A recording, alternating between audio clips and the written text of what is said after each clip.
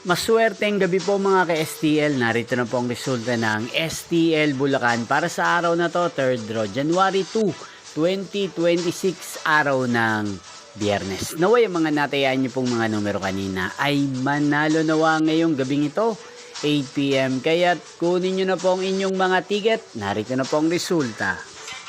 Ang mga numerong nanalo sa STL Bulacan ngayong gabing ito, January 2, 2026, 8 PM, 3rd draw result, 29 at 29 or Pompiang 29. Again, 29 at 29. At ngayong gabing ito sa STL Bulacan, natin pong i-shoutout ang lagi pong nanonood sa channel na to, si Kuya Almario ng Bulacan. Shoutout po sa inyo Kuya Almario, sana po ay nasa maayos kayong kalagayan.